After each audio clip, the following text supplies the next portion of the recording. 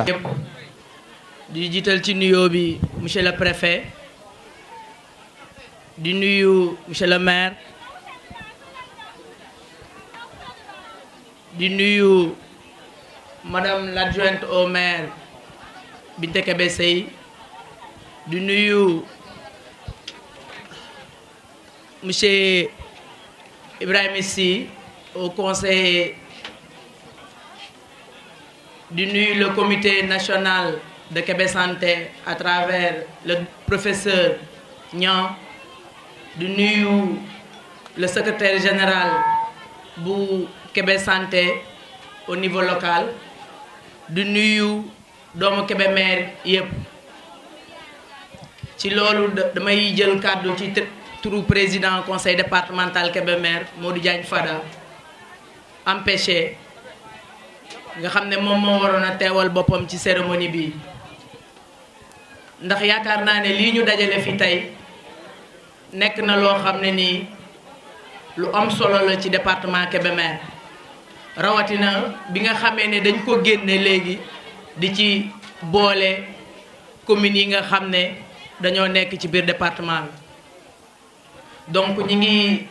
remercier comité bi ñu amee initiative boobu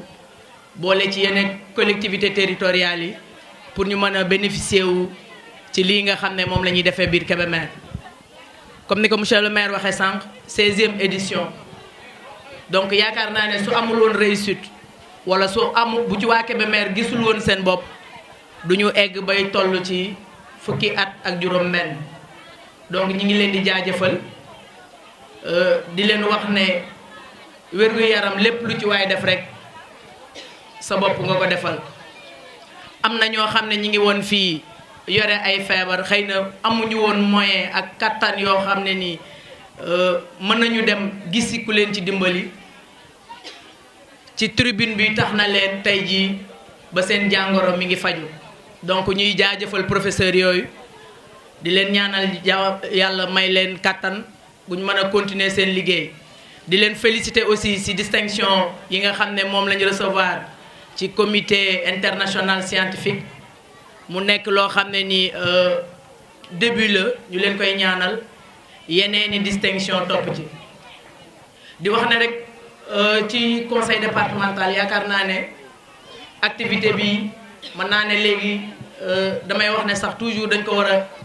inscrire lu bokk ci programme budget wu conseil ndaxte yamatul rek biir Kébémer département bi yëpp lay touché te comme que conseil départemental département bi la fi teewal yaakaar naa ne kon war na cee def kéemtalaay kattanam ba nga xam ne doomu département bi daañ mën a bénéficier wu ci lii te mu dem ba romb fi mu toll waaye nag dañuy xam ne conseil gafaka gi bariwul tey ji mënuñu ne bëri rek comme ni ko monsieur le maire mëne daal di ñëw am fu mu jaar génne waaye nag ñu jéem a redoubler d'effort rek ba nga xam ne événement bi dañ ci mën di dugal suñu loxo bu baax a baax ndax lu ci mel ne district bu Kébémer mën naa ne chaque année conseil départemental mi ngi ciy def lu am solo de même que district bu Darou Mouhty te ñaar ñoo yëpp ñoo coiffé les 19 collectivités du département donc ñi ngi leen di ñaanal lii ngeen xam ne moom ngeen porté depuis boobu yàlla def ci mu dem ba ñu koy génne ci école bi nga xam ne moom lañ nekk di ko yóbbu feneen di ñaan yàlla aussi yàlla may ñu kàttan bu ñu yàgg a toog di participer ci journée bi pour wane ne rek la santé avant tout damay wax président barki démb bi ma ko jotee dama ne ko étant un ancien ministre de la santé xam nga lan mooy Kébé Santé donc yoon la nga yow sa bopp waxuma la sax ñu jël luñ ciy def participation waaye nga di ko teewal sa bopp ndaxte xam nga enjeu yi nga xam ne moo ci nekk bu ñu demee ba ngay jël pratiquement lu jëm ci santé ñu réserver que uniquement le district de Kébémer et le district de Darou Mouhty donc yaakaar naa ne loolu xam soley wér-gu-yaram moo tax ñu di ko def donc di remercier ñëpp rek di ñaan yàlla wane li waat ñëw fi waat te que li nga xam ne moom la ñuy séntu ci bis bi à travers conférence yi nga xam ne moom lañ fiy organiser nit ñi dégloo ko ci kàttan ci dal ba nga xam ne buñ fi jegee njariñ rek lay doon jërë ngeen jëf. ci yenn feebar yoo xam ne garaaw na cryothérapie bu dana tax ñu teel koo faj ba nga xam ne nii feebar yi du gën a avancé donc lu am solo la ñi ngi continuer tamit ak di liggéey ak ñoom ci wut yeneen appareil pour ophtalmo waa structure bu service bi am na ay mbébét yu ñu wax ba nu transmettre leen ko léegi ñu ngi liggéey ak ñoom pour appareil yooyu mën a ñëw pour ñu mën a am ay services yu am solo yoo xam ni dana mën a jël en charge santé population bi vraiment damay daal di xëy na yem foofu rek vraiment di kontaan bu baax di gërëm ñëpp ñu fi teew di gërëm autorités yi ci seen taxawaay ak waa Kébémer yëpp suñu mbokk yi nga xam ni dañoo jóge Dakar ñëw ànd ak ñun médecins yi ñëw yëpp ñu ngi leen di gërëm di leen sant ñu ñaan suñu borom tabaraka wa taala mu fay leen seen jëf lii ñu def ak ñun yal na ko yàlla ñoom fay leen ko yal na yàlla kattanal professeur Abdou Niang ci distinction bii ñu ko def yàlla defal ko ci ndam ba ay moromam yëpp gis ci seen bopp Afrique ci gis Sénégal gis ci boppam Afrique aussi gis ci boppam ñu ngi leen sant di leen gërëm asalaamaaleykum wa rahmatullah roño boo xam ne ni léeg-léeg mën naa am dañ ko koo may mais léeg-léeg aussi dañ koy jële ci nga xam ne nii ñi nga xam ne nit ki am na accident yàlla def mu faatu ñu jël réunion bi denc ko daal di ñëw opéré ko dugalul ko muy dox boobu moom mooy faj bu baax bi parce que boobu bu amee anto ay dialyse yi yëpp dootoo ko defati donc mooy benn pàcc faj bu am solo la àddina ñu ni léegi mbir mi li koy mën a régler loolu la transplantation boobu alors loolu nag moom lañ ko jox ni ko góorgóorlu ba mbir yooyu gën a law Sénégal ñu ngi ciy ngërti depuis xëy na ay ati pour seet ñu ngi ko commencé def ba léegi malheureusement defaguñ ko ñu ngi am yaakaar ni nomination Abdou Niang bi dana tax ba mbir mi mën a antu Sénégal ñu ñaan yàlla na ko yàlla def parce que xëy na mook xaritam ñi nekk ci àddina bi jox ko dana fa mën a aw ba mën a def influence bi ci war ba au Sénégal ñu mën ko fa def ñu ngi ñaan yàlla ba loolu entre pour santé population ginnaaw loolu damay daal di rek simplement gërëm sunu comité local avec à la tête monsieur Malick Sow vraiment bi mu jëlee ànd ak ñun ci mbir yi vraiment dañoo gis innovation yu am solo mu àndal ko xaritam ba Modou Bara yàlla na ko yàlla xarale àjjana Malick vraiment ñu ngi lay gërëm ci sa taxawaay vraiment ak sa détermination ak sa engagement. Organisation locale de Kébémer, chers invités en vos titres et qualités ñi ngi kontaan lool jël kaddu gi tey ci 16e édition caravane de consultation Kébé santé muy mbir moo xam ne nii ñun dañoo ànd ak yéen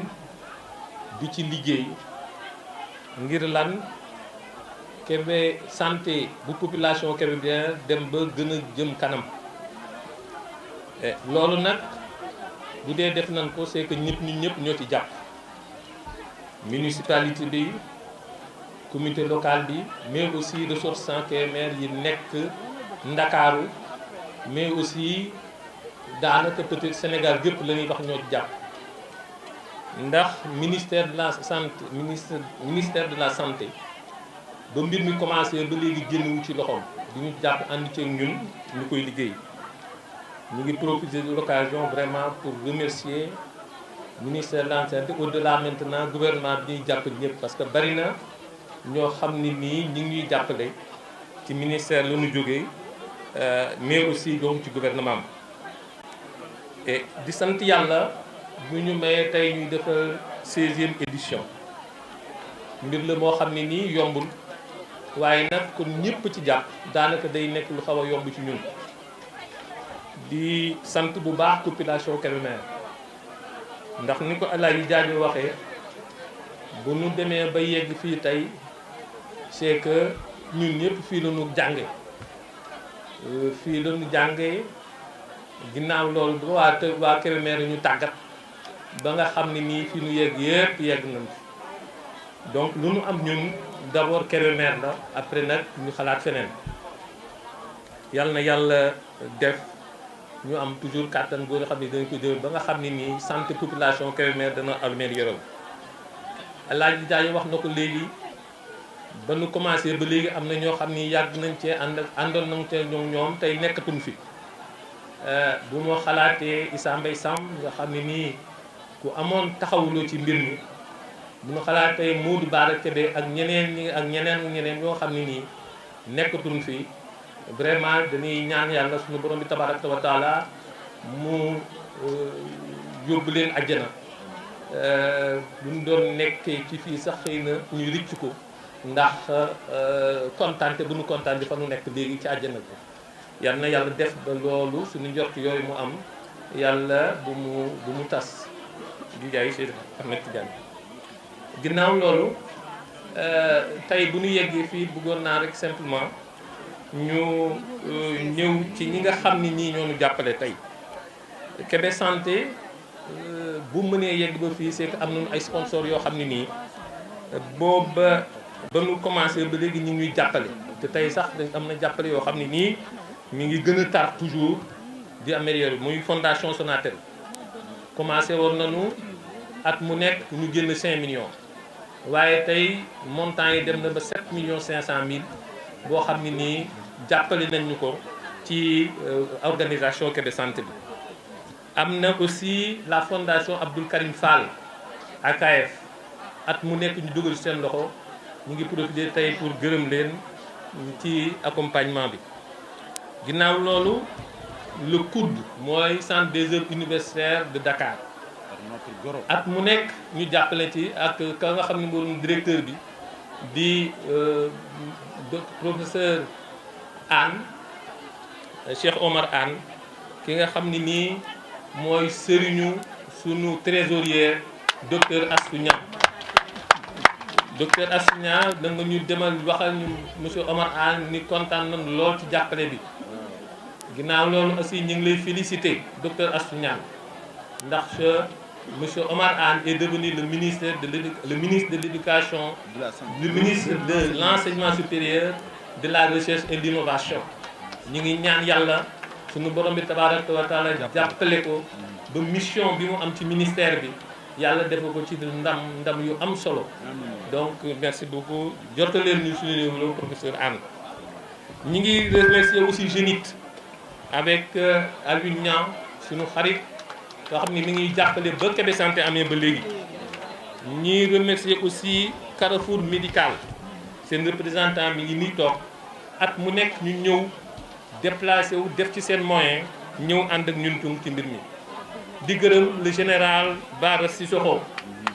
le chef d'état-major général adjoint nga xam ne nii moom tamit bi yi fi amee ba léegi mi ngi ciy jàpp vraiment ñu ngi kontaan lool ci jàppale bi di kontaan ci waa Kébémer yëpp parce que vraiment ressortissants Kébémer yi dem yi nekk Ndakaaru bis bu ñu leen seetee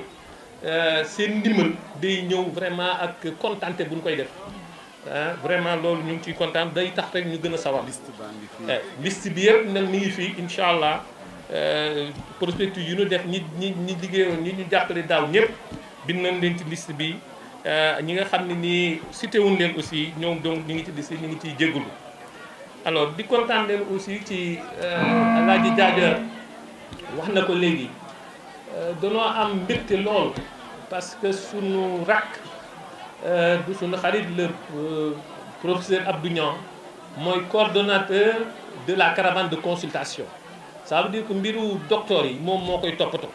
ñun bu ñuy toppatoo affaire administration di chef mais cœuru métier bi mooy seeti docteur ak witu moom moo koy toppatoo yàlla def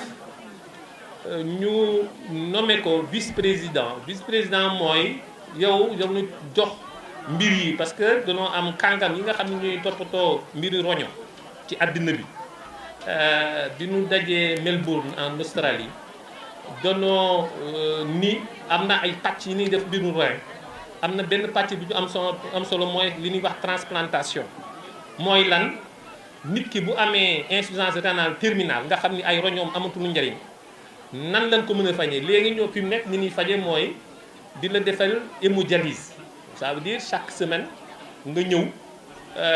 pour ñu ñaari yoon ci semaine bi ñu xent sa yaram xent deret ji génn ci saleté yi bàyyilaat la nga dem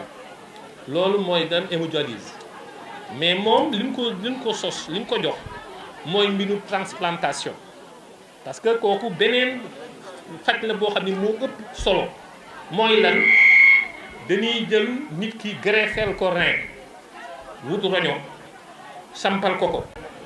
man maa représenté le médecin chef docteur Mbaye dafa am empêchement moo tax ñëwul avant may jël ay kàddu nag damay jàllale nuyoo sama professeur yi nga xamante ni ñoo fi teew professeur Abdou Niang ak professeur Abdoulaye Samb ñi nga xamante ni ñoo ma jàngal te bu ma toogee fii c'est grâce à eux maa ngi tamit nuyu monsieur le maire monsieur Thiam ak l'adjoint du préfet monsieur Souleymane Touré maa ngi koy jotal nuyoo le préfet Madiop Ka maa ngi nuyu sama papa yi fi teew yëpp Pa Diadia maa ngi lay gërëm ci kàddu yi nga yëkkati jëmale ko ci man maa ngi lay gërëm bu baax ci loolu man def ma rek lu dul sama liggéey maa ngi gërëm aussi sama yaay yi toog nii sama càmmeñ ñoom tamit ñuy ay jàmbaar lool ci liggéey bi jàpp nañ ci bu baax te amuñu benn coono wala benn joytu bu ñuy joytu maa ngi leen di gërëm di leen sant di sant aussi population Kébémer bi yëpp bàyyiwuma kenn di rafetlu aussi l'édition Kébé Santé man bu ma xamee Kébémer c'est grâce à Kébé Santé ndax man j'ai été à Kébé Santé en 2014 moom moo ma xamle ak Kébé Santé ma ñëw fii participer à l'édition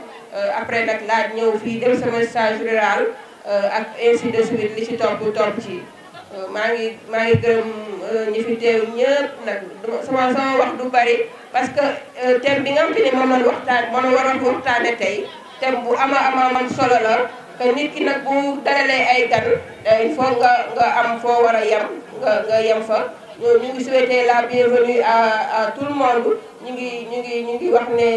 Kébé Santé seen Kébé Santé la yéen a ko moom il faut en profiter il y a des spécialités partout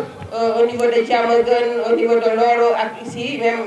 au niveau du district am nañ ay spécialités yoo xam te ni ñëw nañ pour saytu seen wér-gu-yaram n'hésitez pas à aller se faire consulter dem ci kër docteur bu leen ko ragal ndaxte mën